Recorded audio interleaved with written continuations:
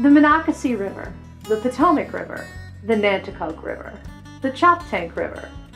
These are just a few of the bodies of water across the great state of Maryland. These water bodies are the most at risk from what we do on our land and put into our groundwater, streams, rivers, and air every day. They stand to gain the most from the conservation practices we choose to implement as part of Maryland's blueprint for bay restoration.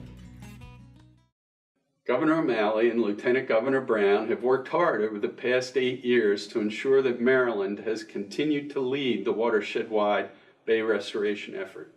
In 2010, Maryland, along with the other watershed jurisdictions and the federal government, put in place a legally mandated nutrient and sediment pollution reduction plan that sets specific reduction targets for wastewater and runoff from agriculture and developed lands throughout the 6 states in the District of Columbia in the Chesapeake Bay watershed. These goals must be met by 2025 in all of these jurisdictions. But make no mistake, from crabs and oysters to boats and beaches, and just as important, clean drinking water supplies in our groundwater, streams, rivers, and reservoirs, Maryland has the most to gain from our bay restoration efforts. This is really a federal, state, and local partnership to improve our local water quality, our habitats and ecosystems, and ultimately the Chesapeake Bay.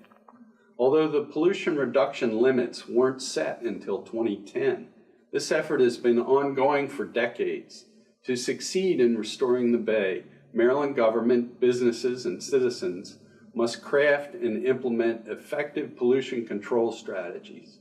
Since 2009, the Maryland Department of the Environment has worked with local governments statewide, crafting local blueprints for actions that reduce pollution from sources throughout the state. That work culminated with our submittal of the Phase 1 plan in 2010 and a more detailed Phase 2 plan submitted to the Environmental Protection Agency in 2012. These plans are proven, science-based blueprints that define pollution reduction actions needed to save our groundwater, streams, rivers, reservoirs, and the Chesapeake Bay. A critical part of these blueprints is that they are flexible. As we see what works better than something else, we can adjust our plan to be more efficient and ultimately successful.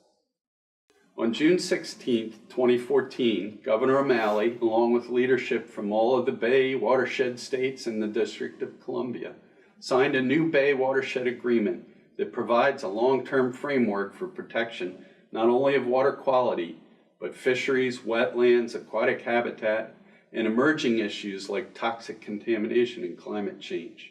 Addressing all of these issues will ultimately help us reach our goal of a fully restored and sustainable Chesapeake Bay, tributaries, and entire watershed. We've achieved great progress during the O'Malley-Brown administration, beginning with the creation of BayStat to ensure that measurable targets are set, tracked, and finally achieved. One of the first actions Governor O'Malley took in cooperation with the other Bay watershed leaders was to establish aggressive 2-year milestones for pollution reduction in all of the Bay watershed jurisdictions and the federal government to ensure that everyone stayed on track to meet the long-term goals for the Bay.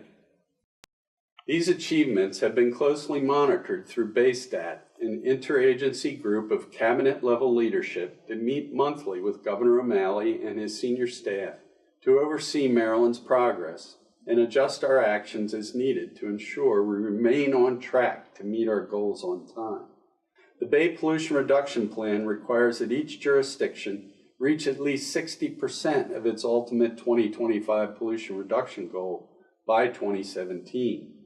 Great news is that Maryland has nearly 41% toward our nitrogen target and 61% toward our phosphorus target for 2025.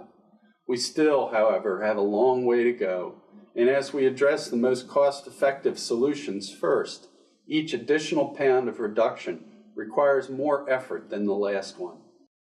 Meeting our 2025 goals in a cost-effective manner will require continued implementation of innovative practices to reduce stormwater runoff and limit the pollution carried with it, further implementation of conservation practices by farmers across the state, and nutrient trading to harness the innovative ideas of everyone working together to restore water quality.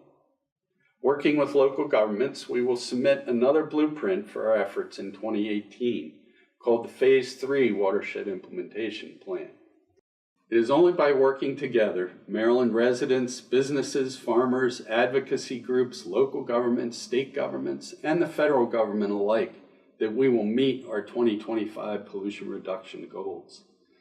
To learn more, please visit us on the web at mde.maryland.gov or to learn more about Baystat at baystat.maryland.gov.